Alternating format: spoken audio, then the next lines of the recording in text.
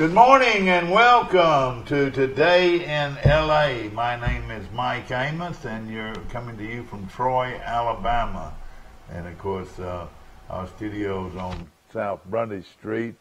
I hope you're doing well today. And we're also coming to you, check me if I'm wrong, Steve, we're coming by Facebook across the country today. Is that right? On Facebook Live, Larry Ray down in Naples, Florida. Good morning to you, my friend. Call in and talk to us. And, of course, our friends from Naples, Florida, Larry Ray, a good guy. Birthday celebration, George Good Deal O'Neill. My good friend George O'Neill turns 90-something. I don't know exactly how many 90s it is so far, but one of the great men of all time in Troy. And it was with his a couple of his siblings this weekend at the reunion 2018. Just checking down the list, a lot of good folks have birthdays today, and we'll of course mention different ones each day through the Troy Messenger. And of course, if you live in Troy, hey, you need to take the Messenger to find out what's going on in our town. The Dixie Bells have been eliminated from the World Series in Alexandria, Louisiana, but they fought hard and played hard and did very well. And of course, you know, just to go to the World Series is quite an honor, and congratulations to them.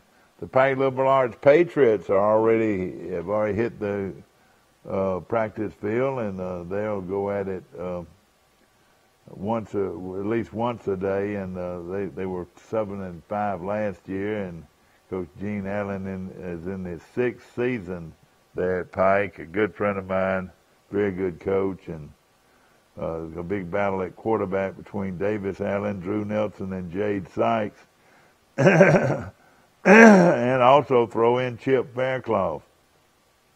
Some of the guys battling for the quarterback position at Pike.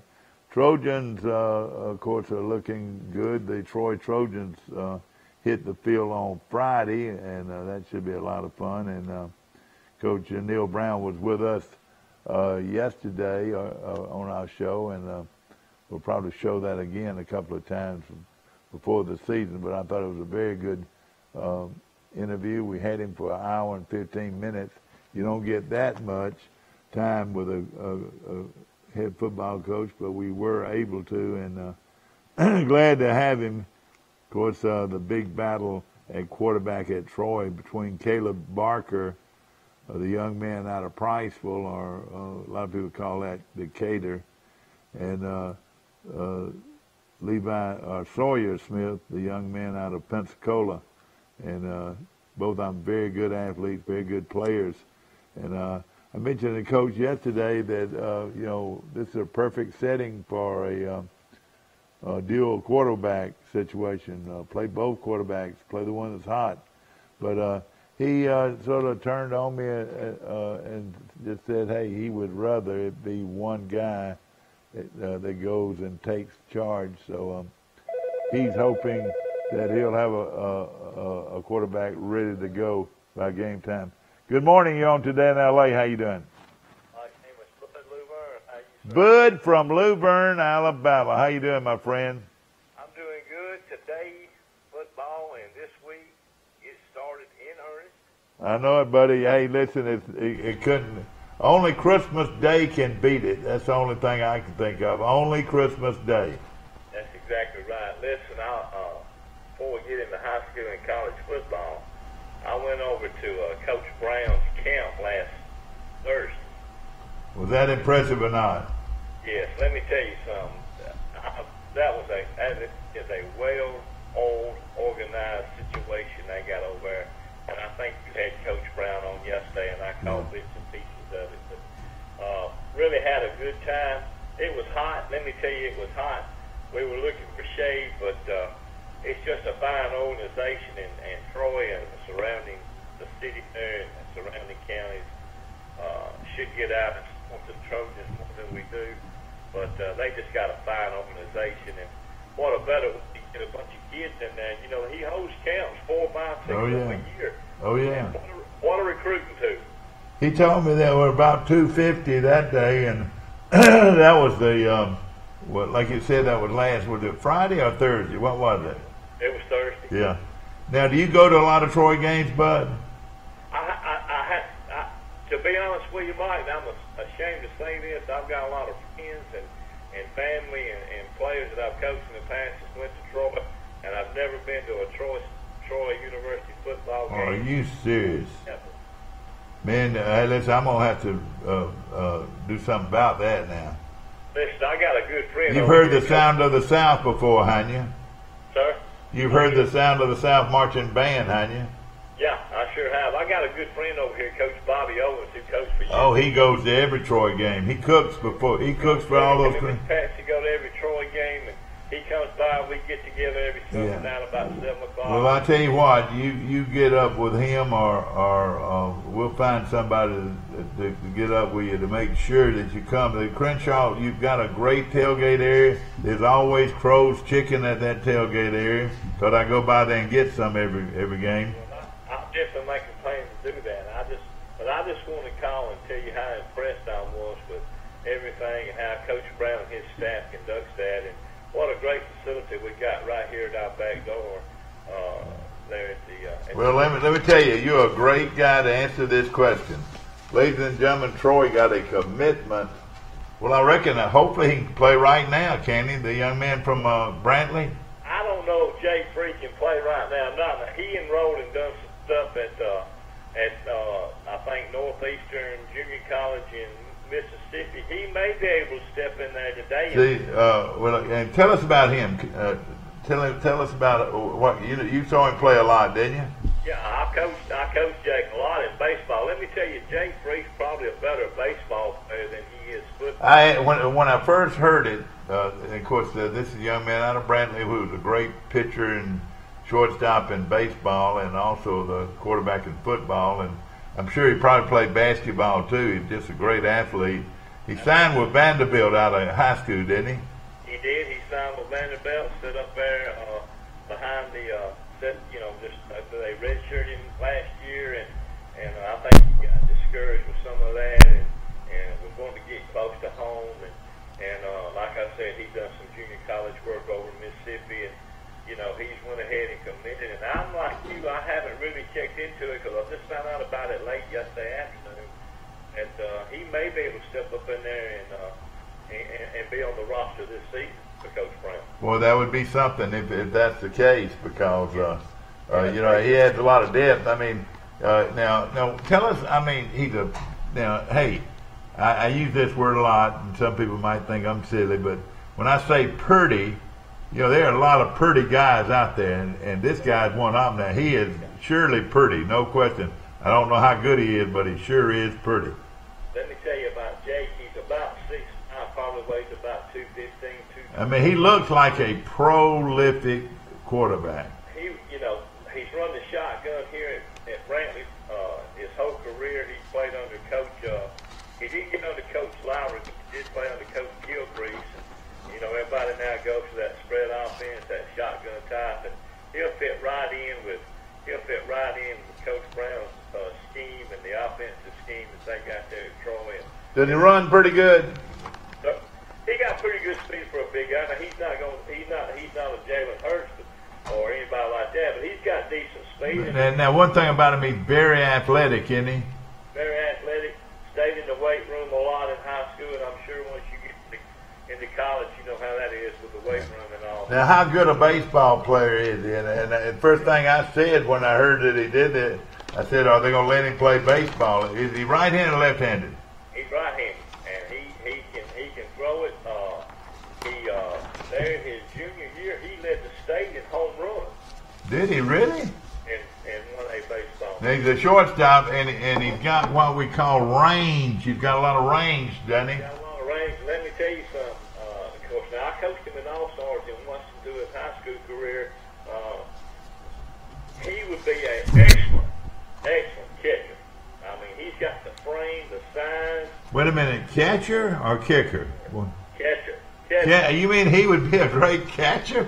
Yes, sir, behind the dish, because I used him there in All-Star State tournament. Yeah. He's just got that size about him, that strong-looking catcher's type, that you like behind the plate. And with the cannon he's active.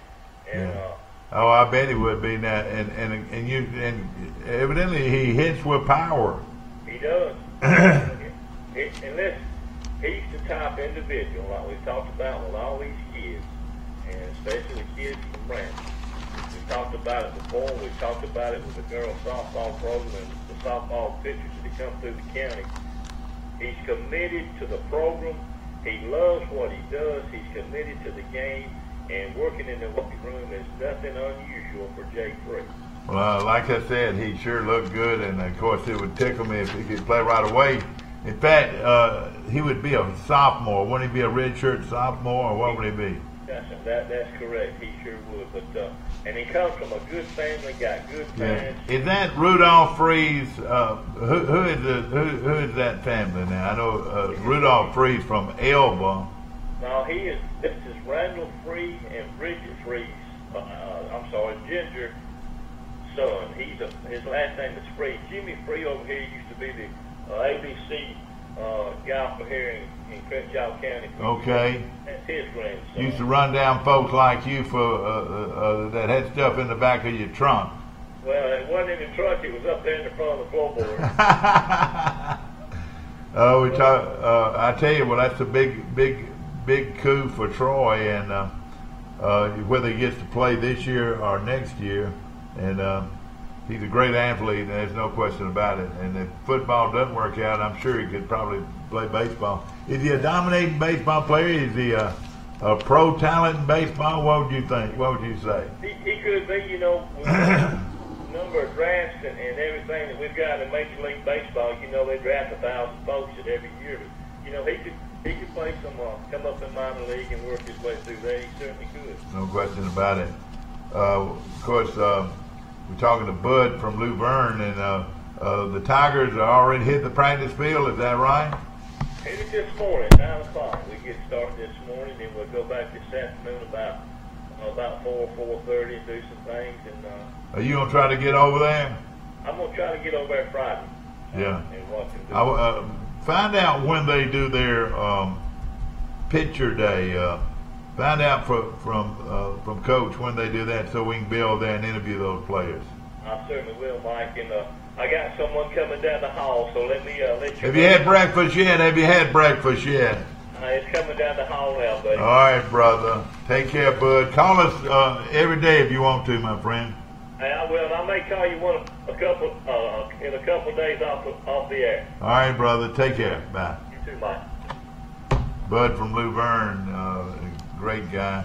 Want to mention that Max Copeland represented the state of Alabama in Washington, D.C.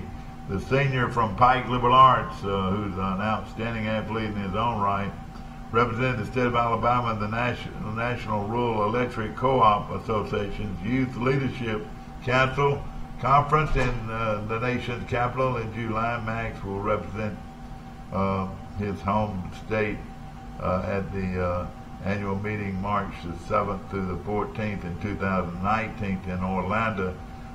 Since this was a tremendous honor for Max, said Andy Kimbrough of the South Alabama Electric Co-op. And of course, we're very proud of Max, and we congratulate him. And I'll tell you something about him. He is one outstanding football player that will hit you with everything he's got. Of course, Sam Adams was in town yesterday at a Rotary Club, and he is the district governor, and he wants to end the fight against polio. And thanks to the Rotarians across the world, polio has almost been totally cured. 40 years ago, there were 350,000 cases of polio worldwide, Adam said, but now there's only about 15 or 20. Can you believe that? And thanks to the great Rotarians across the country, and we appreciate them so very much. And of course, Sam Adams, the son of the late great president of our chancellor of Troy University, and of course he is very active in the Rotary Club and wants to just really has a passion for the fight against polio. And if you'd like to be a part of that, get up with him. His office is in Montgomery, and of course he's quite a good guy. And of course, like I said, he's the son of the late great Dr. Ralph Adams, former president of the Troy University system. He went to Charles Henderson. He went to Alabama. He also went to Harvard, and he graduated from the University of Alabama. He practiced law and enterprise and served as circuit judge down there. And now he's involved in downtown efforts and a lot of other business ventures in the Montgomery area. Good to see him. Want to mention revival at Northside. Revive us again. Bum, bum, bum, bum, bum. Love the music of a revival. And the Reverend Jim Hill, the associational missionary for Dale Baptist Association, Dale County, will be the guest speaker at Northside Baptist Church. Revival is from August 6th through the 8th. And of course, he is a pastor of Ridgecrest Baptist Church in Ozark. Good morning. You're on Today in L.A. Hey, morning. Where are you calling from, sir? Vestavia Hills. Vestavia Hills. Where is that? It's near Liberty Park. Where's Liberty Park, friend? Near, Is that where the Boy Scout? Hospital. Is that where the Boy Scout hut's located? I was sitting up this morning with my little baby, and I heard a big wreck on 459. I read this morning. Gosh. It's been pouring down rain. Been raining in Troy. We had a bad wreck here in Troy yesterday too, so a lot of people have been sort of concerned about that. Well, it's more of a bad wreck in Montgomery. I saw that on the news too. Yeah, we've had some rain, and during the night we had rain, and but everything slept pretty good. Everything slept pretty good. Sports betting starts today in Mississippi. The Boulder Lodge and the Golden Nugget will have sports betting for the first time. So anybody wanting to go place an actual wager, like you could out in Las Vegas, you could go ahead and put a bet on Alabama to win the national championship, and there are probably a lot of odds against it. I mean, what would be the odds there? I mean, basically, Alabama's the best odds to win the national championship. Oh yeah, I don't know what it is right there. They're just number one. Exactly. That's what I would say. And I'm just saying, if you wanted to go bet on baseball games all day, if you wanted to, you got preseason football about to start up. I mean, this is going to be a lot of people from the state of Alabama heading to Mississippi. Yeah. Get on there and place wagers. Mike, I don't know if you saw it at your end, but I want you to do a little research for me. You remember the free kid, the outstanding quarterback from Brantley? He has transferred back to Troy now, and I don't know if he's eligible or not. I would love for you to try to find out about that. Well, what school is he at? He was a junior. He signed with Vanderbilt. Then he was going to go to a junior college, and I don't know what the situation is right now, but I've heard that he's committed. If he went to junior college and actually participated in junior college, he'd be eligible. No. He didn't participate. He was going to go this year. I would imagine. You think he would? Find out about that if you will. You can if you're transferring from Division I to Division I, you'd have to sit out a year. Yeah, okay. But now if he had actually enrolled and played in the junior college, he could probably transfer, couldn't he? Well, I mean, he could play right away then. Yeah. I see where Jalen Tuck, Mike, the young man from Charles Henderson, is going to walk on at Troy. I bet he'll make it, Mike. Well, Well, I mean, he definitely had a good bloodline, doesn't he? Yeah, I mean, you hope that eventually he can earn a scholarship. I saw that the other day on Facebook. Well, the battle is, we had a pretty good, I say a pretty good. How would you rate the interview we had with Coach Brown yesterday? I thought it was good. I mean, it was. We asked him a lot of questions, and he answered a lot of questions. A lot of information, and he's really polished and really good on. He is a premium guy. I mean, he's not just a great football coach, a good young football coach. He knows how to act. I mean, he knows how to appreciate things. I mean, he had an opportunity to talk to the public, and he took advantage of it. An hour and 10 or hour and 15 minutes. Not many coaches would do that, Mike. Well, I mean, I'm sure. I mean, a lot of it has to do with his relationship with you. The fact that, all the Troy coaches have been really good about coming on our show over the years.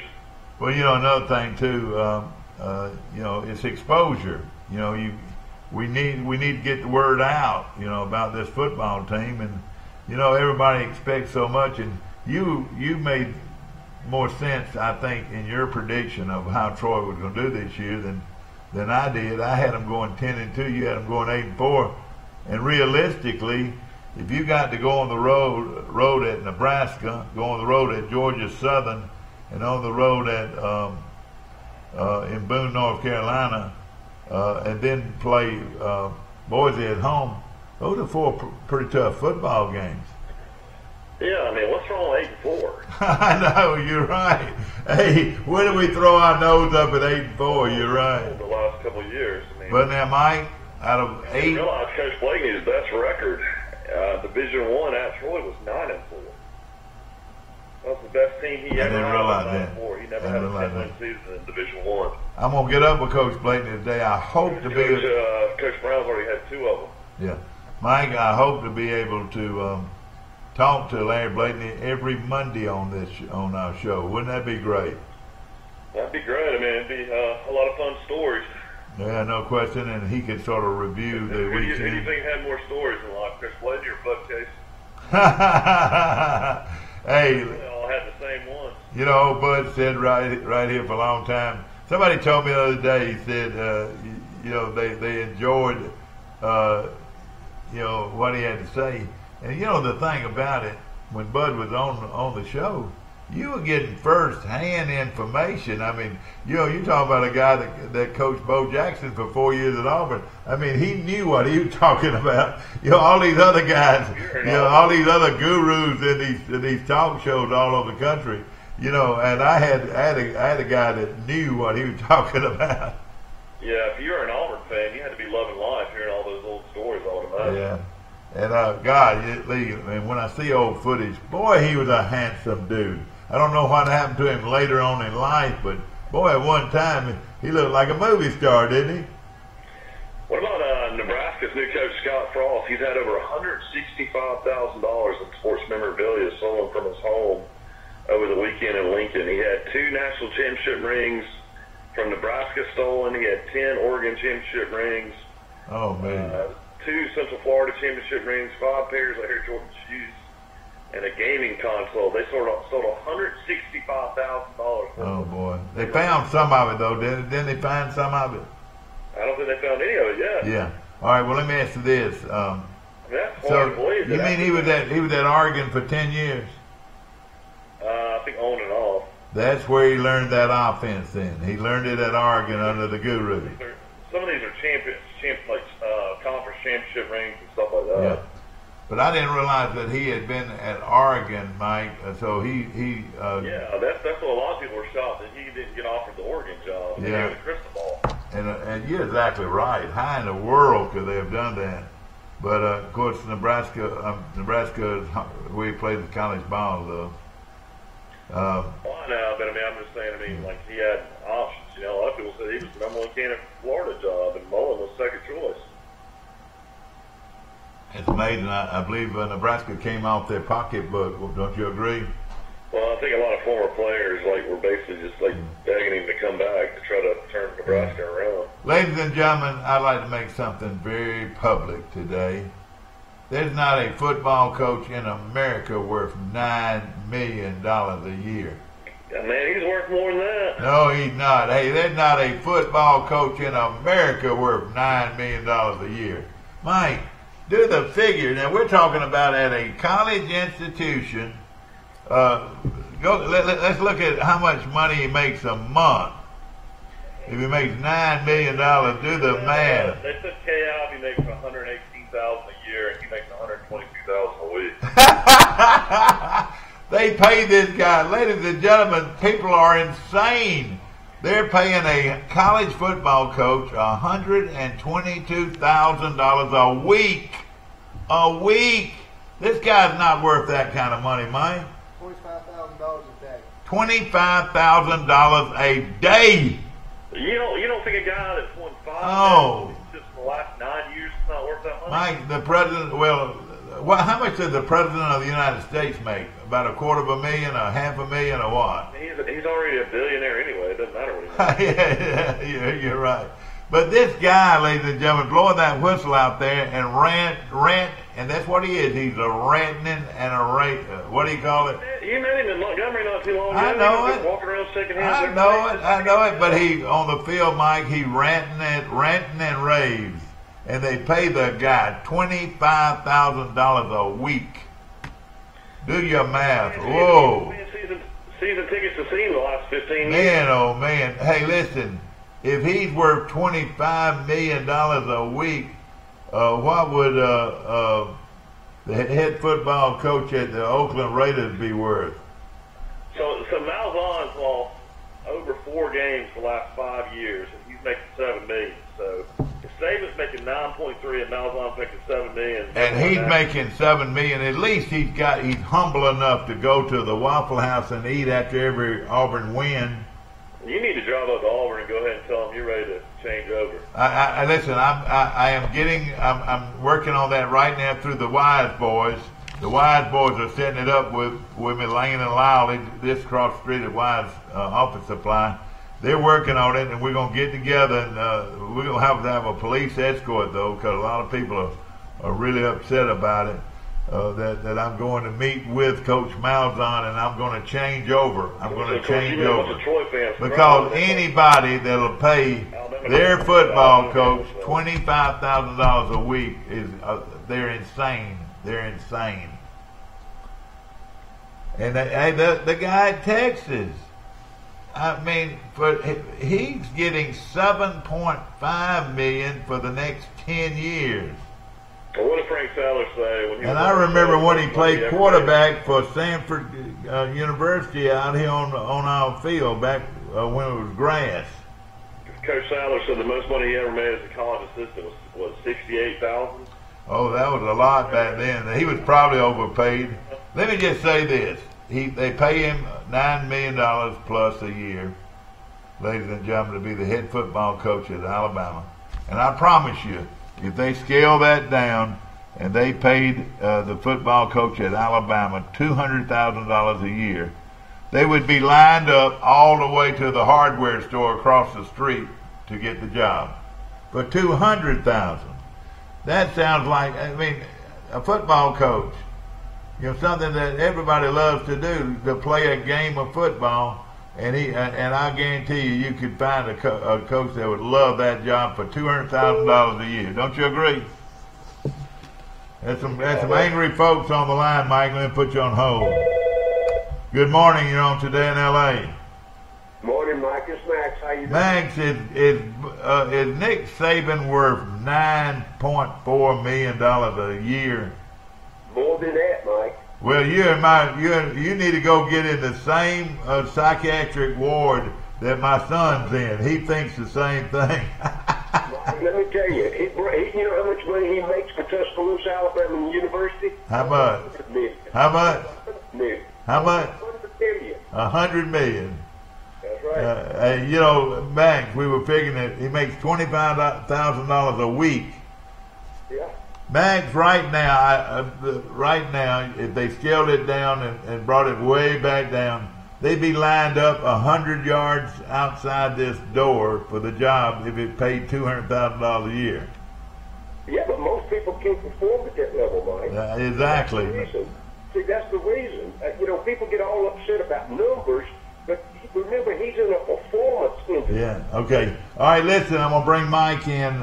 What we're going to do, we're going to take a short break, ladies and gentlemen, and just stay right where you are, Max. We're going to take a short break. We'll be right back to more of Today in L.A. Next, I'm going to bring Mike in, and let's see how it works. I want to put you on hold.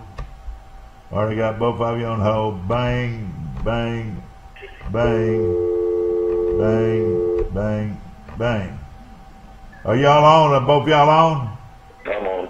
Max, you on? Yeah. Oh, man, isn't that wonderful? Mike, Matt, you know what Max just said, Mike? We're going to put him in the same straitjacket that you're in, that I'm going to put you in. He said he's worth more than that. I mean, Dad, everybody says he's more than that. Mike, no football coach in America is worth $9 million a year. Mike, look at what he's performed. He's remember this. He's moved at least 25 guys into an industry that makes that much or more in the NFL. If you tell me another coach has done that. Oh, I'm raising hell to keep things going, get things going. Rag Dog Show, ladies and gentlemen, and of course you might have heard a little of that. But we got Max Howell on the show, and Max Howell. Let me tell you, Max, if they scale this thing down, and I know you, I know how you love football, you would be glad to take the job at the University of Alabama for $200,000 a year. All right, Mike, let me quickly tell you, let me just give you a brief history. I came off the field in 1992. Yeah. The job that I had in 1992, I made $65,000 a year in a car. You made how much?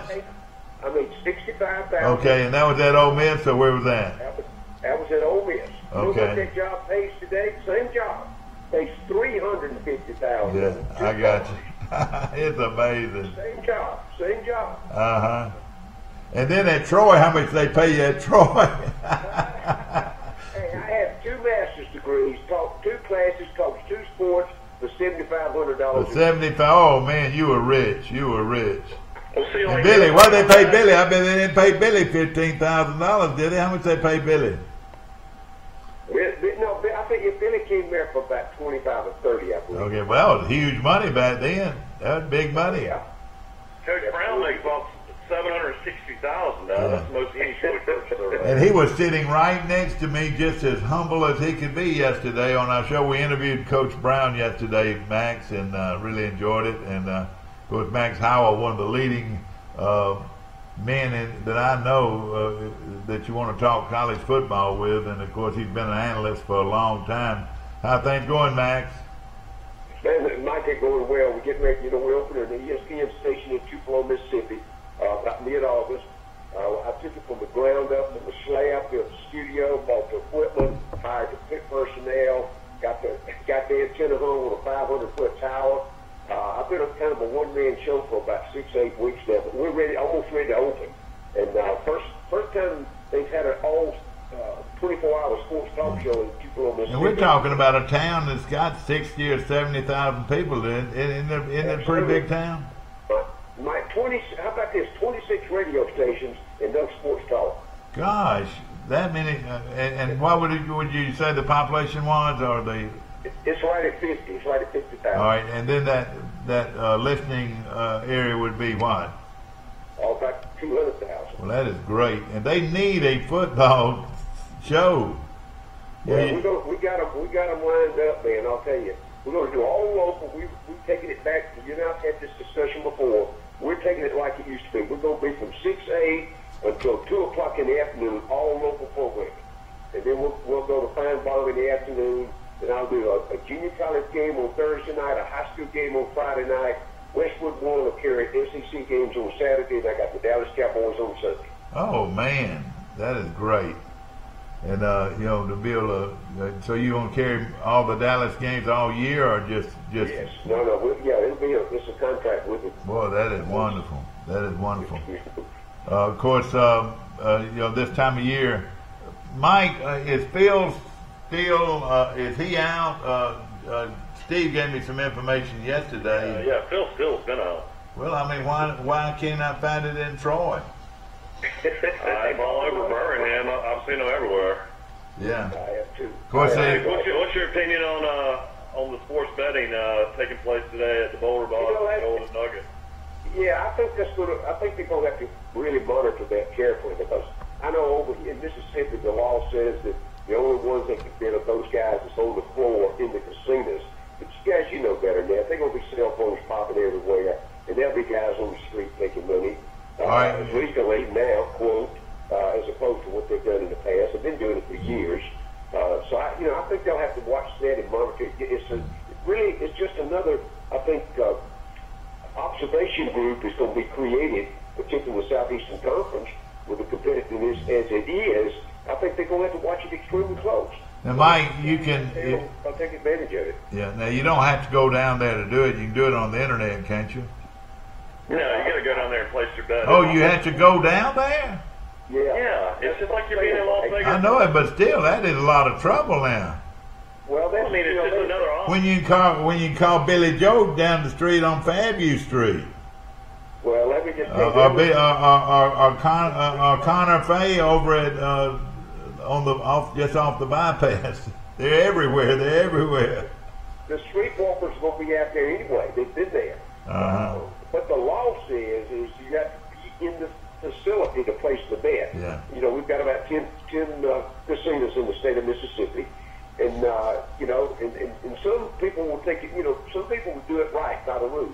But there's going to be a bunch of stuff. I think we're going to see a spike as far as activity is concerned, as far as dollars. But I'm going to tell you guys, the casino business in Mississippi is drying up. And I don't know what's going to be the economy. I don't know what the problem is, but they've closed Harrah's and 2 or 3 other big ones in Tunica already. The ones on the coast are doing well.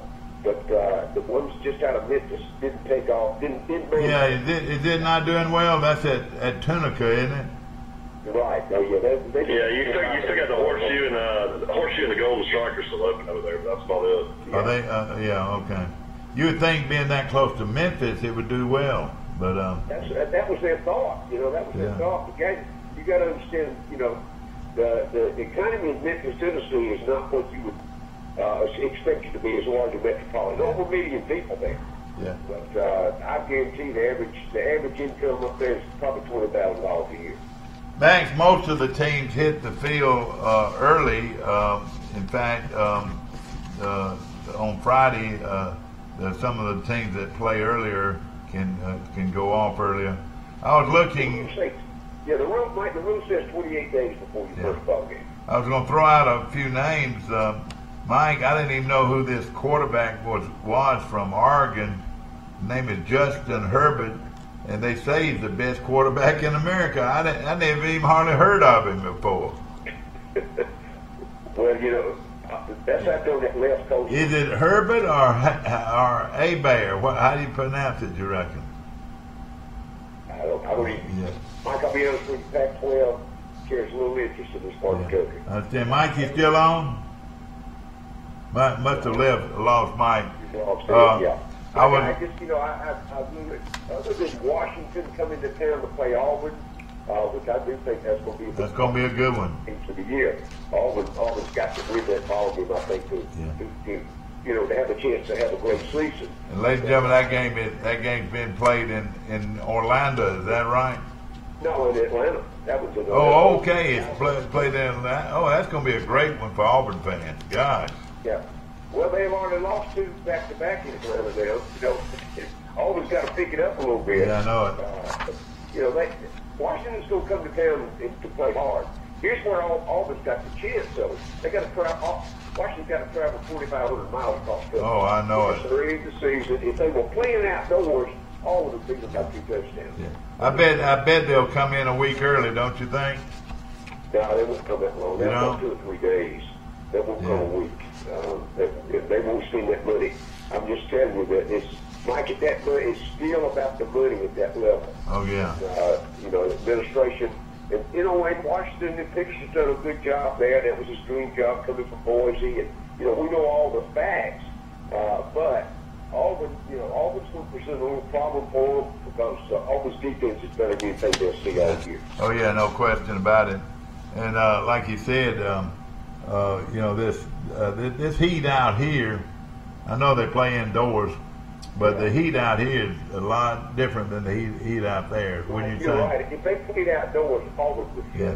be. I think Troy has a big advantage against Boise, don't you think? They do. Absolutely, they do. I mean, everybody says Boise, Idaho, you know, is a hot place, but it's not like Troy, Alabama. No. It's I don't know if you've ever been out there or not, but it's low humidity. I mean, rarely any humidity out there, and that's what they're going to be faced with. I mean, if I was, and I don't know what time today is that game. Is that a night The game? Troy game is at 5 o'clock in the afternoon. Great time. Oh, that's a great time.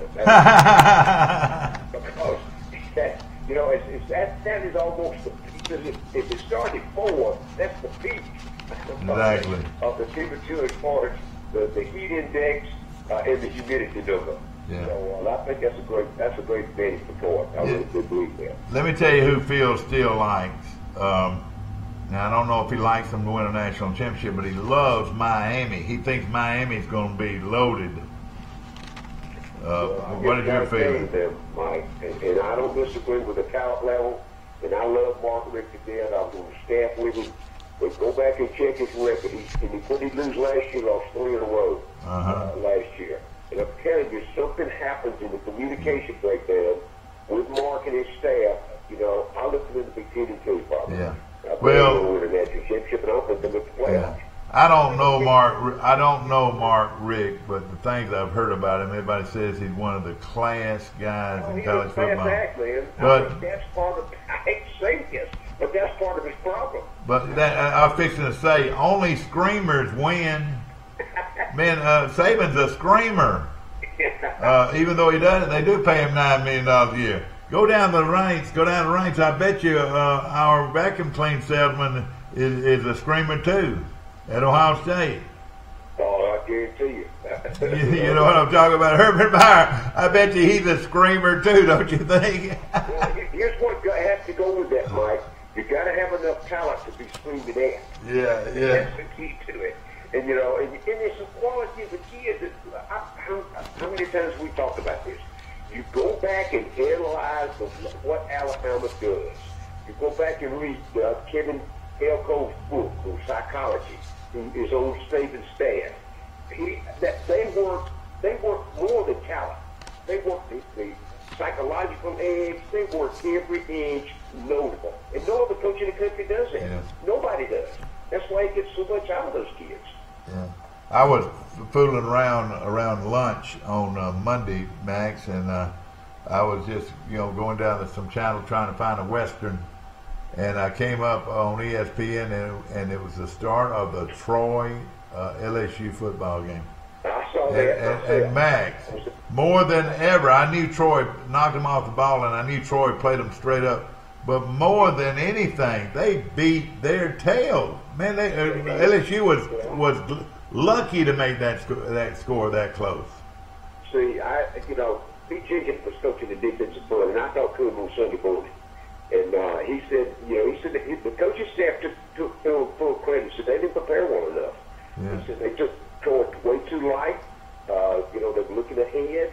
He gave me all the reasons. He said there was no excuse. Fort Platte won the football game, and they know that. But let me tell you what that's done. What fast forward that, Mike. Ed Ogeron goes into this season because of that loss and the loss to Miami at the end of the season. Because of those 2 losses, he goes in on the hottest seat in the SEC. And you let him open up this year with Miami and lose that ball game. They'll get him right now, won't they? I'd say he may finish the season, but there'll be a coaching change in LSU this year if he loses that open ball game. Well, when he's not coaching football, he's wearing a black suit down Bourbon Street. He looks like a hit man. He looked like a hit man. But I'm going to tell you what he does. I'm going to tell you what his talent-wise is a defensive line coach in the NFL. And if I had to guess, that's where he'll end up his career. The guy is a tremendous X and O guy at positions. I questioned a little bit about the recruiting maybe a little bit more about his placement. They put a lot of emphasis on the Burris kid who's transferring from Ohio State. Kid could play for Urban Meyer. Why does he think he's coming in to start for LSU? Yeah, I know it. The quarterback situation has been a question there for 3 or 4 years now. I thought the Edlin kid played pretty good in that game. I thought they pulled him too quick, didn't you? They did, absolutely. I mean, I thought that was a great pickup for him. And that kid can run. The Edlin kid can run too.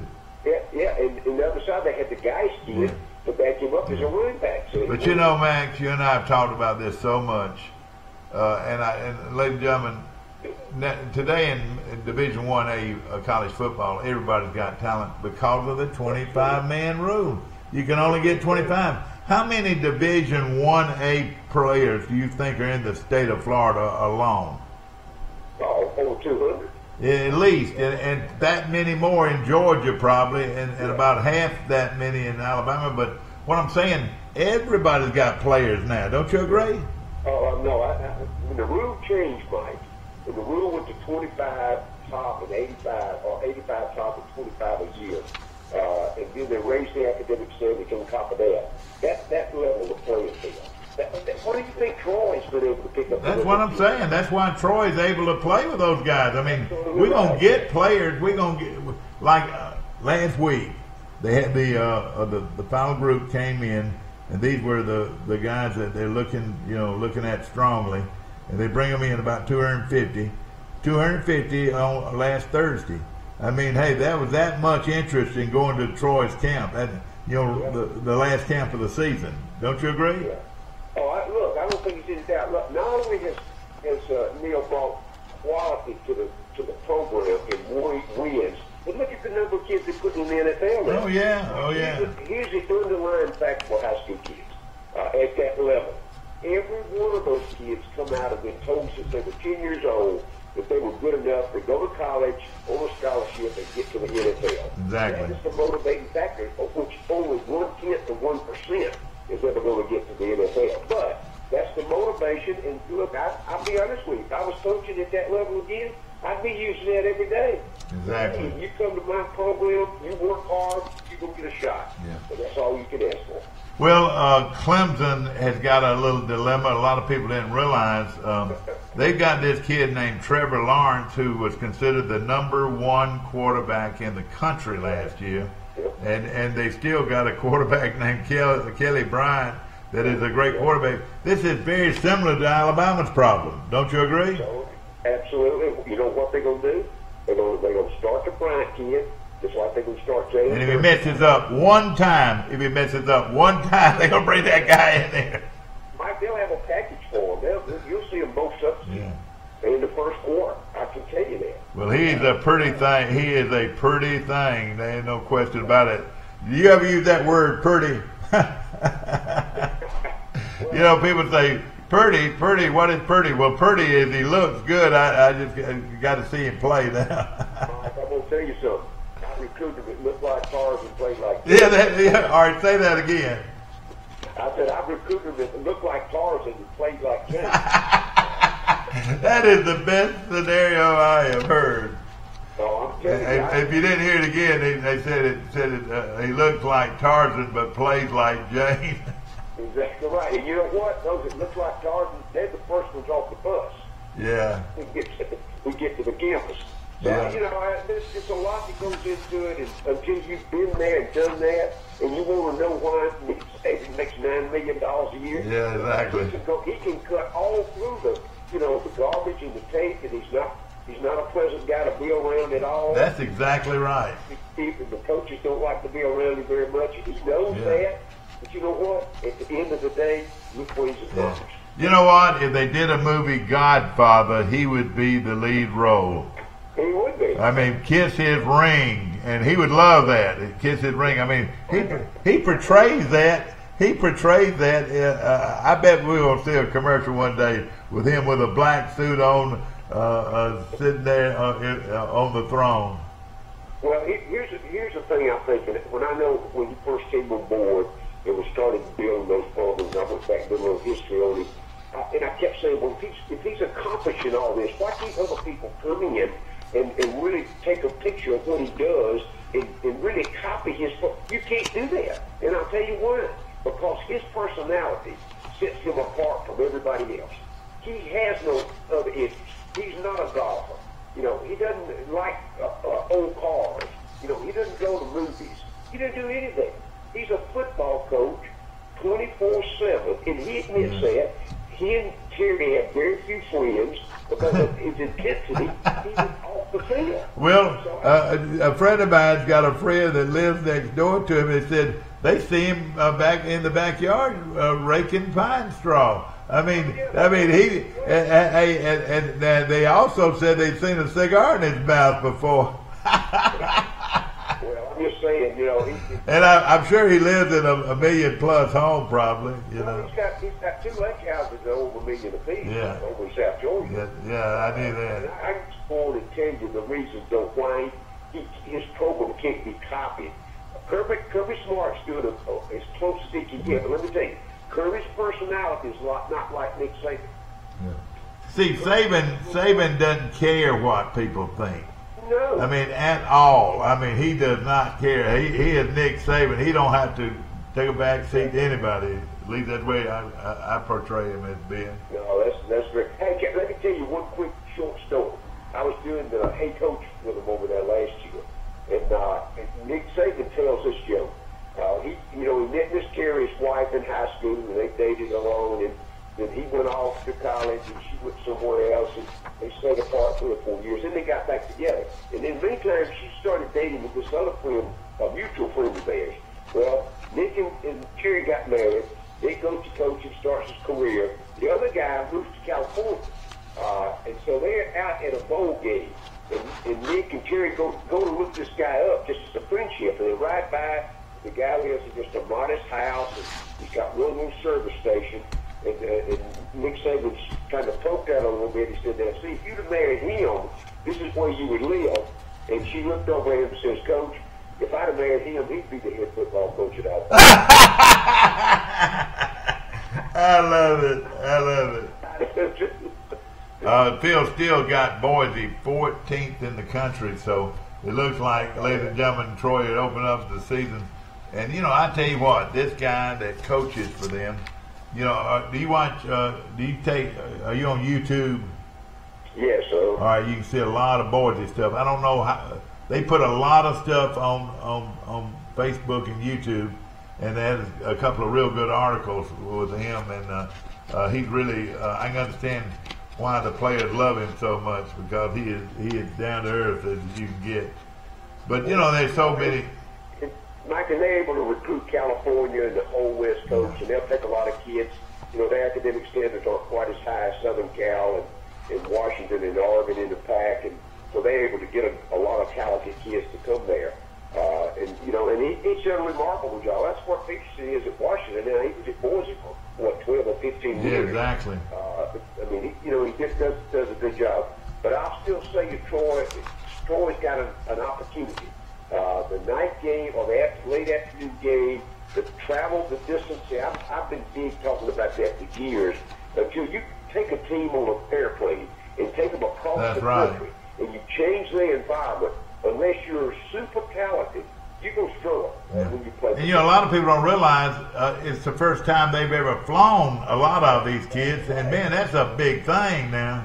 It's huge. I'm telling you. Get me out of here. Hey, Coach, get me out of here. Yeah. And then they give him a shot and put him to sleep, and they wake him up when he gets, hey, I'm joking. Yeah, wind him up, you know, tell him to talk to kids. All right, Max, let's look at it. And all of these teams are rich. They got all the money in the world. I mean, the difference, Max, and I think you'll agree with me, the big difference in Troy and schools like that are in the top 25 and top 30 in the country, it's money. Isn't that right? It's money. Oh, yeah. They've got the budgets to recruit all over the country, to hire the top assistant coaches. Somebody told me that Saban has 30 people working for him. I'm going to say it's 40 now, Mike. I mean, and these are analysts, and a lot of these guys are former coaches, aren't they? Oh, yeah. He hired Butch Jones. Yeah. He got fired at Tennessee. And you know why he hired him, Mike?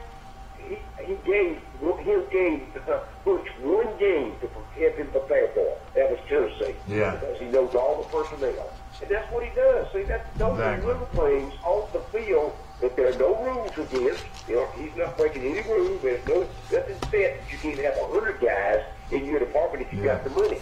But Alabama's got it, and Nick Saban knows how to use it. Well, I'm not going to do this in order. Of course, you know, everybody knows about Alabama and everybody knows about Auburn and, you know, what kind of teams they have. I tell you, Michigan is a very rich program. You know, the big households, 114,000 people go to the games.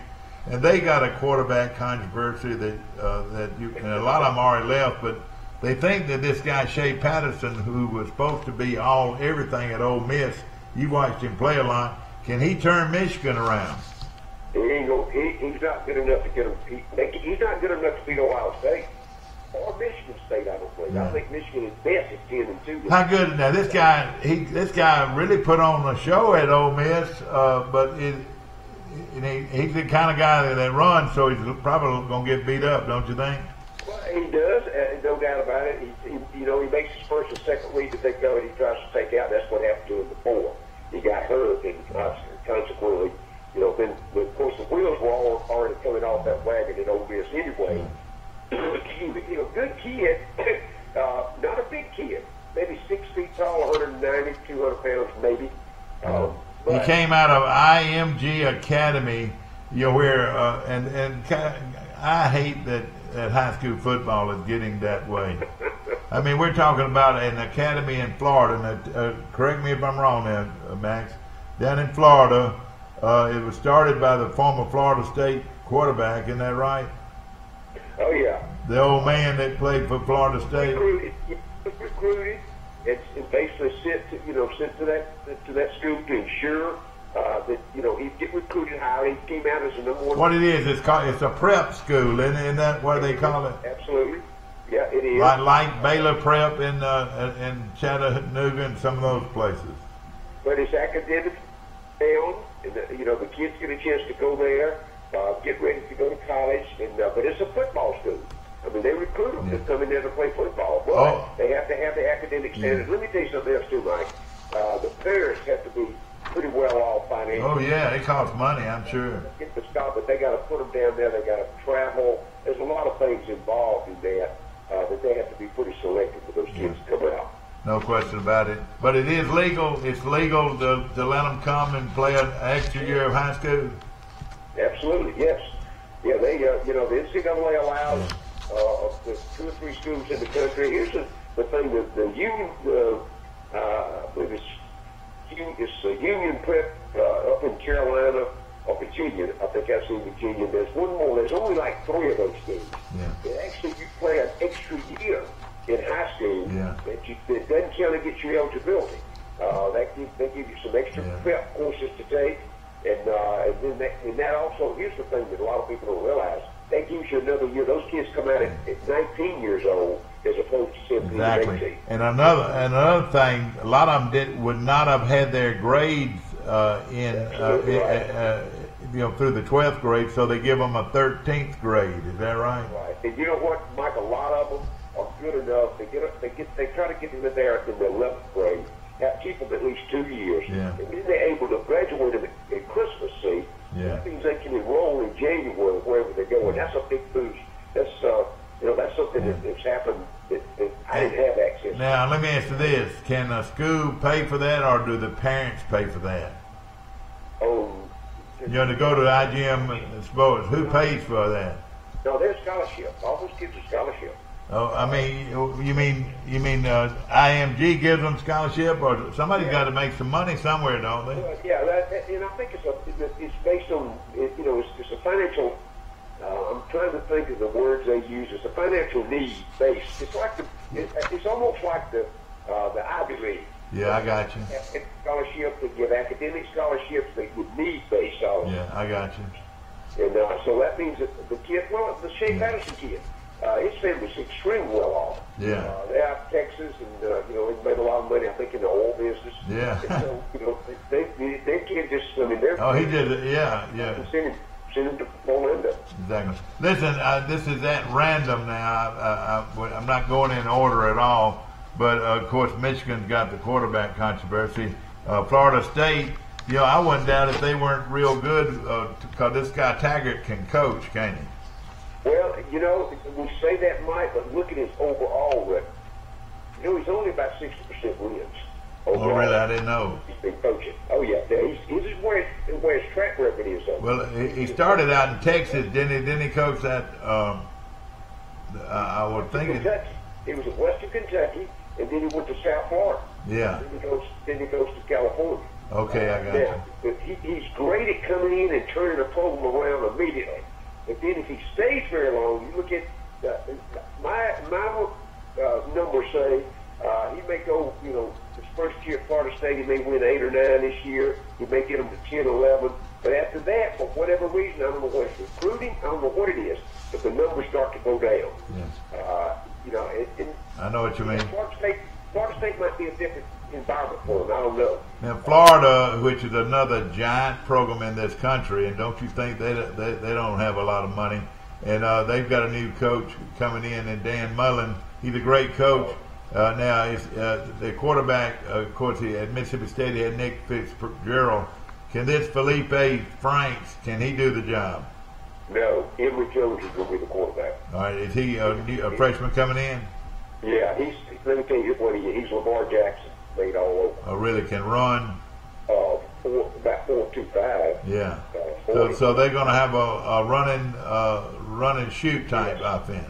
Absolutely. Now look for Franks probably to start the first game or two. Here's where Mullen, he never throws those young guys in that he'll gradually work them in. But I tell you, if you watch the spring game, there were 4 quarterbacks on the field. When Emory Jones came in, it was a whole different game. He took a right down the field, scored himself, and that was against the number 1 defense. So I admire what Dan Mullen said. You go back and look, Mike, at every place he coached, quarterbacks made it to the NFL. He started at Utah with a Smith kid. I think he even started before that. I think maybe I forget now where he and Urban happened to be. But Utah first, then of course to Florida. And he had 3 down there with not only had Lee but Tebow. Then he came in. He had Dak Prescott at Mississippi State and Fitzgerald. He's done a great job of quarterbacks for everything. He is a very good coach. In fact, if you think about it, Florida sort of went down after he left. Urban Meyer didn't look like quite as good a coach, did he? Absolutely. Offensively, they didn't put the numbers up. Yeah. That's the thing he's going to bring back. Well, same thing with Bobby Bowden, and you know this well. When Mark Richt left Florida State under Bobby Bowden, Florida State went down a little bit. Don't you agree? Absolutely. I'm just telling you, when you got a good one, and see, Mark did such a remarkable job at Florida State. Look, we had great talent there as well. And then at Georgia, he should have done, but there's something about that administrative image, Mike, that happens. If you watch them close and follow numbers, watch the substitution pattern on the sideline. Watch critical calls from the offensive defense, which the head coach usually has to agree to, even though he may not make the call. There's some things about Mark that's why I don't believe he would have necessarily. He's not a hollerer or a screamer, is he? I mean, he's real laid back, isn't he? Yep, it really is. And he's got a great family, and he's adopted like 6 or 7 special needs kids. Oh, a lot of people say that he's one of the great people in college football, and he is. He's the kind of guy. I'm being facetious, ladies and gentlemen, but I said the same thing about Chan Gailey. If the Lord cared about who won football games, he'd be undefeated every year, wouldn't he? Absolutely. That's the same concept. Exactly. Of course, we're looking at Notre Dame. They're going to always be good now. They've got big offensive line. I think they've turned the corner a little bit. I think you can look for Notre Dame to be real good. Don't you agree? Yeah, Brian Kelly's been on the hot seat, but that's another program. Notre Dame will never be back to where they were, Mike, 20 years ago. The recruiting rules have hurt Bill. And see, academically, it's hard to get kids in school, isn't it? Oh, it is. Look, see, Alabama and Auburn, man, they academically, they're no problem at all. Let me just tell you, this is what Lou Holtz said right after he left.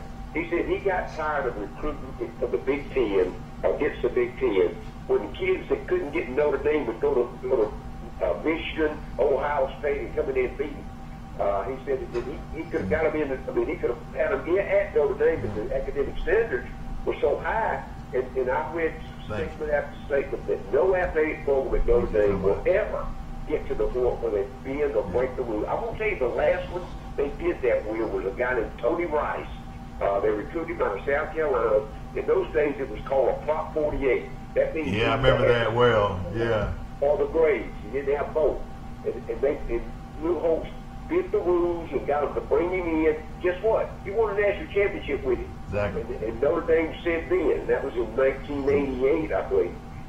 He said then, Mike, maybe Notre Dame said, we'll never do this again. And Lou Holtz said, exactly. And that's why Vanderbilt will never win big in the SEC. And, you know, they say that Georgia academically is getting to be hard to get into. Did you know that? So, I mean, that could hurt Georgia's program, couldn't it? Yeah, but let me tell you, Mike, is the number of students. You know how many students Georgia got on campus now? I know it's close to 40, 50,000. I wouldn't doubt it. It's huge, so they got to stop somewhere and take them. Because they don't have the facility to keep going and keep going. But now, even Harvard, though, has a certain amount of, they have to allow a certain amount of poor grades or poor kids to go into the school, isn't it? Well, yeah, they start financially with the kids that what I call can read, write, that those from an economic background can afford. That's where they start. Then they'll take some marginal kids that may have had a problem or two along the way. Yeah, sure. But that's a private school. Sure. You know, that they can mandate and but they, like you said, their own rules hurt them sometimes, don't they? You know, here's the thing that people don't realize, that the Ivy League in the 1920s was the premier college football conference in America. Yeah. Princeton and Harvard and all the big-time schools then were going big time. Then you see where they have drifted. That is far to the left as you can go. Well, you know, if you were, let's just say you were a kid from Sampson, Alabama. I'm just using this as an example. Yeah. 6'6.5" and weighed about 300, 310. Couldn't run real good. Wasn't really that athletic, but he could go to Harvard, Yale, Princeton, Cornell, or somewhere like that. And he might not be a pro prospect, but he could go up there and be sort of a star lineman.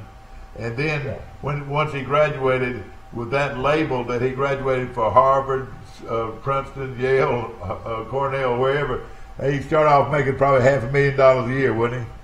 That's good, Mike. But let me tell you the thing that the reason a lot of kids don't do that. They don't. Those kids. Let's just take from Sanford, Alabama. Yeah. Samson, Alabama. Yeah. They don't want to go. Once you go to a campus like that, and I brought kids into Ole Miss. I can tell you this from firsthand. Those kids, they don't have the finances from home to drive the cars to do the. That's right. A lot of them don't even have hamburger money, do they? No, that's what I'm talking about. They can't make it there. Psychologically, they end up being depressed. They have to stay in the dorm all the time. They can't even take a shower a day. There's so much other stuff other than just the allure of getting a degree from a major university. That's right. Some can overcome that. Don't get me wrong. I'm not gonna get in deep to it because I don't know everything about it. But I tell you, that's a change that's been made now. It's not just they don't get food now just from the dining hall. They actually bring food into the athletic facility every day for them to snack on. You could stick a hot dog in the microwave. I mean, what I'm saying, they're making sure these guys got plenty to eat. Mike, I know that's a fact there, but there's more to their life than just football and eating. I know it, but I think now, though, that they go to the dining hall, but a lot of times they'll bring the food in to the stadium club. Alabama's got their own cafeteria in their facility, don't they? They got they have their own. Listen, I told you the story. The TV show we did last year. The guy we had who did that, he was Saban's first cook.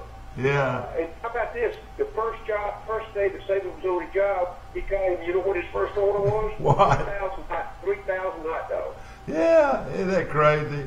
It's crazy. But what I'm saying, they got so much money. I mean, why not? You know, they can do whatever they want to.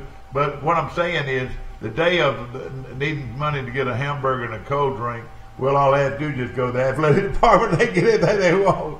Don't you agree? You know what? But they can't take their friends to that. That's right. They can't. You're exactly right. They're socialized, see. Yeah. I'll tell you, I recruited kids to Ole Miss that I felt guilty about it, Mike. I bring them in. I tell the story about that. It's a great kid I brought out of Kosciuszko, Mississippi. 6'5", he's 320 pounds. I brought him to Ole Miss. He had a pair of jeans, 2 T-shirts, and a pair of flip-flops. Yep. I had to buy him a pair of tennis shoes because he had no shoes for the winter. Out of my own pocket, Yeah. in 1990, a pair of 18, he wore size 18. Yeah. Size 18 Converse tennis shoes was $300. Yeah. Well, I hate to say this, back when me and you were going to go to Troy, hey, there were a lot of folks that didn't own but a couple of pairs of underwear. That's why they'd have one pair on and the other one hanging in the shower. Well, not hanging in the shower because you couldn't do it because everybody had to shower at the same facility. You know. There's a different world out there. But they had 2 pairs of underwear and he washed them in the sink and let them out to dry. You know, I said something to somebody about this the other day, Max, and people are going to laugh when I say this is such a big to do. But back when you and I was in school, you had to walk all the way the length of the hall to shower or go to the bathroom.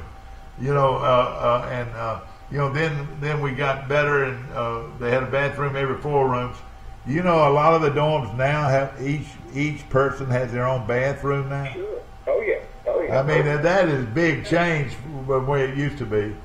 And you can't live like it used to be, Mike. And the reason is because the kids you're bringing in today, they have no clue about that. No. They don't know what a tough life was coming out. And you know what? Hey, I didn't know what air conditioning was when I was growing up. Did you? No.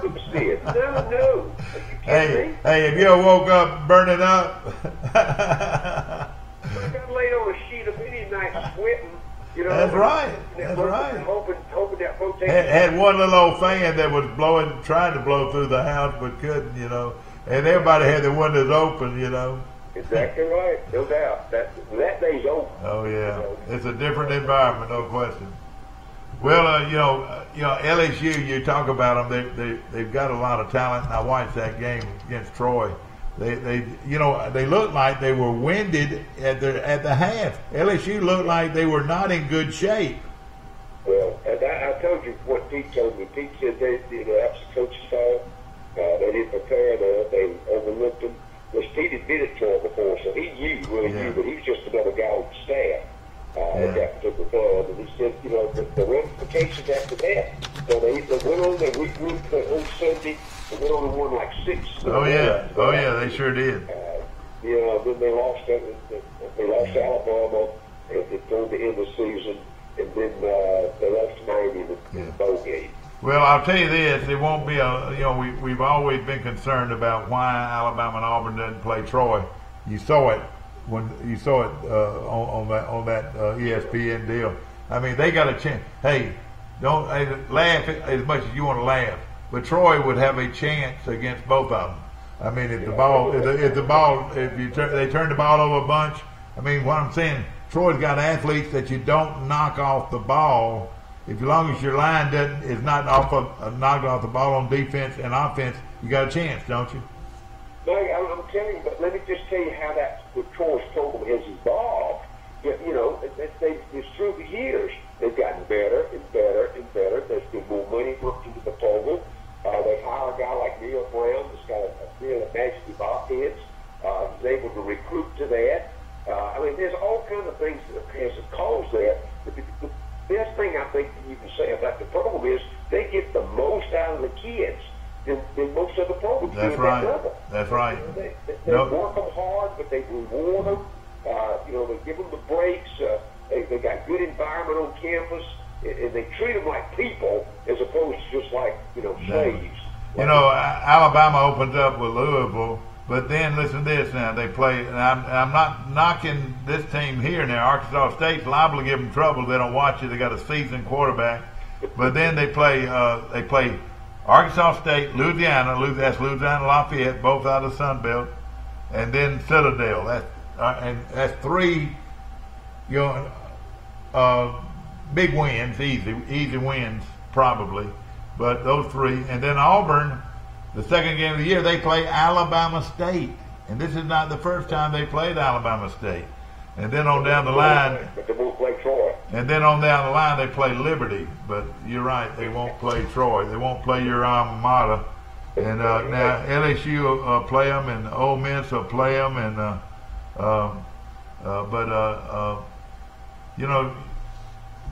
Division One's Division One, and you get a chance to get some pretty good athletes, and on a given year, you got a chance. Well, you do, but I still say it goes back to the coaching staff understands what they're looking for. And I had the same talk with Neil Brown last year with Summit to Golf Tournament. And he said if you look at his recruiting area, he likes to stay within 4-hour drive of Troy. And let me tell you, he likes to go to those schools. You and I talked about this before. Oh, yeah. Those schools in smaller towns where the good athletes stand out. And he goes in and wants to bring them to Troy. He'd love to be able to redshirt them. Well, they got a kid that transferred in. You know where he went to high school? Slocum. He signed with Louisville or somebody up there, and he's going to play this year. And he played at Slocum High School. Yeah, they do a great job in finding those pieces that can fit their program. All right, the kid now. Are you familiar with the free kid from Brantley? Do you remember? He came through. And he went to Vanderbilt. He signed with Vanderbilt. Now let me ask you this. Now, he was enrolled in a junior college in Mississippi. Would he be eligible, or would he have to sit out? No, if he goes to junior college, he can come back. So he can transfer and be. Yeah, that year of junior college counts as like a redshirt year. All right. It's against the eligibility. But it's not like going from one D1 school to another. Okay, he go to junior college. Yeah. That's when they send them there. He played he signed with the Vanderbilt, and then went to the junior college. And if he hadn't played, that means he would have 3 years left to play, or what? Yeah. No, if he didn't play, if he was redshirted at junior college, he still is eligible. Academically is what they look at on that, on that side of it. All right, we talk all the time, ladies and gentlemen, about junior colleges, and Max is one of the gurus. In fact, Max, you might have been the first recruiter to ever really go big time to get those junior college players. I mean, Ole Miss would have 10 and 15 junior college players every year, wouldn't they?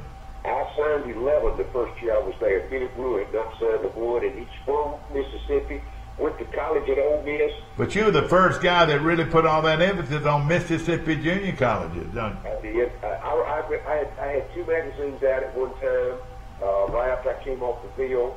In Mississippi, I just had that conversation last night with some people, right?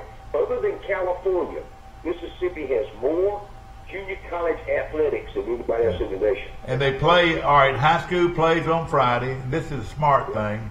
The junior colleges play on Thursday. Every one of them have artificial surface. Listen, it's big-time programs, Mike. Basically, that's the pre-Division I programs that those kids are sent there. Now, here's the little caveat that a lot of people don't know. Let's just say Alabama or Auburn signs a kid. He's got all the athletic ability, but maybe a half 2 or 3 points shy on his academics, on his test score. So they'll pick the phone up and call Sean Cannon in Etowah, right here where I live. Yeah. And they'll say, all right, Coach, we're going to send you a kid over there. Do what you can to keep him, because if a kid signs for the SEC school, say, then he's not eligible. They send him to junior college. He becomes a free agent here. He's not obligated to Alabama, Auburn, anybody else. The best example is the guy that took Auburn to a national championship team. He's one of the best quarterbacks in pro football today. That's a perfect example of that, isn't it? Yeah, absolutely it is. I mean, that's a perfect example of that. He could go. I don't know where he could have gone back to Florida or not. If you remember, he had some problems with taking a commitment or whatever. I don't remember what all the circumstances. But he had 1 year left. Is that right? That's right. And Dan Mullen got him off the campus and got him into junior college, and guess where he ended up? He ended up at Auburn, and of course he's been a And I'll tell you something else, and I'm not trying to throw anything in anybody's face because it did the same way everywhere else. Now, this is just my opinion. I don't think he ever went to a single classroom. I don't think he ever even went to class. Yeah, I could be now. I think he later on came back and graduated, but right, yeah. Mike, I signed a cut. See, let's take the state of Mississippi. In Mississippi, if you graduate from a junior college, an athlete graduates, and by law, he has to be admitted to that university and state. He has to either be admitted to Ole Miss, Mississippi State, or Southern Miss. Now that's by law. Now that doesn't guarantee him participation because the NCAA's got a set of standards as well. But they know that the in-state schools cannot deny him entrance to that university. That means he might go there, get some financial help through Pell Grant or whatever, get his grades up, and then become eligible. Yeah. There's a lot of little wrinkles to those rules that you wonder sometimes how. And I tell you something else. Every school has got one guy that concentrates on Mississippi Junior College. Isn't that right? Absolutely. I mean, Troy's got an ex-coach that's one of the best. What's the guy's name used to coach at Troy? That's such a great coach now at Etowamba. I can't remember his name right off the bat, but he's helped them get some good players. Well, they've had people might come through all these junior college programs. And then our guy from Fulton that's on the staff, he went to junior college and got an end there, doesn't he? Yeah. I had a chance to visit with him this summer as well. The junior college program in this state is still. Now I think ESPN has picked up, the last few, the last chance view, and they put that kind of broadened the base. I don't particularly like the last program because they put too much emphasis on the coach as opposed to the players. But let me tell you about one school, and let me tell you this. I'll tell you how serious they are about the football. Scuba. Tell them about Scuba. Tell them. Try to let them visualize what Scuba Junior College is all about. Mike, they don't go by Scuba anymore. It's East Mississippi University. East Mississippi University. Yeah. How many traffic lights are in that town? Seriously. One traffic light. A traffic light is a caution light. It's a caution light. Scuba is so small that welcome to Scuba and hurry back to the same side. They have one filling station and it's a grocery store too. Is that right? That's right, but I'm telling you, the facilities on that campus, unbelievable. They're D1 facilities. How do they get that kind of facility? Is it state money or what? I got contributions coming from every direction, Mike. A lot of industry in this state, that particularly the automobile industry coming, that's been in here now. Yeah. With Toyota and those guys. But it's in the middle of nowhere, Scuba, Mississippi. But why are they one of the best programs there? They get great players. Right, because they get great players. And here's the thing that Coach Davis does there. He can almost guarantee if Auburn sends somebody there, they're always going to get it back. Because they can control who talks to those kids. Oh, I got you. They still live in a dorm. They still feed them in one area. They still control all their nightlife because there's nowhere else to go. Exactly. But some of the best players ever, you could name All-Americans, and most every one of them went to Scuba. All of them have done, man. I mean, there's a bunch that come through that program. But remember that 13 other schools in the state that play as well. Yeah, exactly. Well, Troy signed a kid one day out of Northwest Junior College. I think that's what. And his name was Kelvin Simmons. He was the best quarterback maybe in the United States of America when he played at Troy. What do you think? Yeah. Out of Murphy High School in Mobile, he originally signed with Alabama. Yeah. And Franklin was a head football coach there. Bobby played at Ole Miss, wasn't he? He was a great player at Ole Miss, wasn't he? Great player, and was a defensive back for the Dallas Cowboys for like 10 years. A great player. But you know what? He did not have any allegiance to Ole Miss. Yeah. I'm gonna tell you where he had allegiance to: Miami, Florida State. I mean, yeah. When they sent kids up there, they sent him some financial help along the way. Yeah. And they took care of him, and he took care of their players. Yeah. That's just the way the system works. Well, out here at Brundage, Cornelius, what's Cornelius' last name? Great pro player and all that. He signed originally with Auburn, and then 2 years later he signed with Alabama, and he made All-American. And there were two. Cornelius Bennett. Yeah. Well, they had another couple of. No, it wasn't Cornelius, but it was Cornelius from right here in Troy. I can't even remember his name, but I know him well. But he was a great one. And a lot of them change their minds after they go to junior college, don't they? Yeah, let me just, I'm going to tell you another story. I'm going to take you way back, Mike, how the rules have changed. When I came out, I signed with Auburn. They sent me to Hines Junior College for 1 year. So I go to Hines, and Hines had put out so many great players. Earl Leggett, Jimmy Taylor, a bunch of those guys. Now remember, in the 50s and 60s, all those junior colleges had a high school on campus. So that means if you were good enough, you could play 11th and 12th grade and one or 2 years of junior college, all at the junior college level. I did not know that. Earl Leggett and Jimmy Taylor played 2 years of high school and 2 years of junior college. They both signed with LSU. You know what they signed in as? Freshmen. Isn't that amazing? And so they played 4 more years. They played 6 years. Is that right? Exactly right. And it went straight to the NFL. But nobody, ladies and gentlemen, can compare with what Bobby Bowden did at Old Howard College. I mean, he had several kids that played 6 years at Howard College, didn't he? Absolutely. Which is now Stanford University. But in those days, Mike, the rules allowed that. Yeah. You could change them. You could redshirt them. There was no.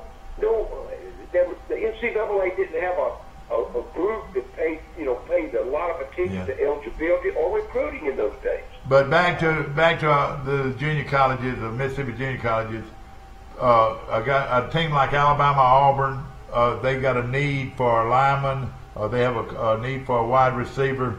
That's where they go. They go to the junior college. They get the best junior college wide receiver, and he becomes a star or the best lineman. It's just amazing how that Mississippi junior college program is one of the most highly recruited programs in the country. No doubt about it, Mike, and everybody in the country's got the fingers in that. All right, real quick, everybody wants to know what you cooked this past week. We missed you. I did ribs on Sunday night for a group. Now, let me ask you this about your barbecue. Do you, what do you baste it with? Do you use a lot of vinegar? Do you look? Vinegar. I did two types. I did vinegar and salt. One group, I did vinegar and brown sugar with another group. Yeah. And then guys. I like for my barbecue sauce to be sort of sweet. Yeah. Well, like I said, I do also usually do a slab in the oven where I put the sweet barbecue sauce and I wrap those in tinfoil to make them real tender. But the ones I put on the grill are crispy. I do a hot fire, turn them, and I baste them in that vinegar and salt or sugar every time I turn them. Boy, I tell you what. But don't even mention what you got for dessert now. I don't even want to hear it. Well, I'm going to tell you what I did this week. I did the warm banana pudding. Oh, I love it. When those bananas are warm. Yeah, I topped it with whipped cream and put a handful of sprinkled pecans on top. Well, listen, I know you're busy this time of year, and we look forward to seeing you next Wednesday. We'll do it, Mike. I think it's been a lot of fun. Thank you. Always. All right, thank you. That's one of the top analysts in the country, in Max Howell, and he's on a lot of different shows across the country, and we're just lucky that he's our friend, and he comes on our show every Wednesday during football season. Hope you've enjoyed our show today. You can see it again today at 1:30. And tell your friends across the country you can see this show live on Facebook every weekday morning starting at 7 o'clock Central Time. See you tomorrow. Bright and early for Today in L.A.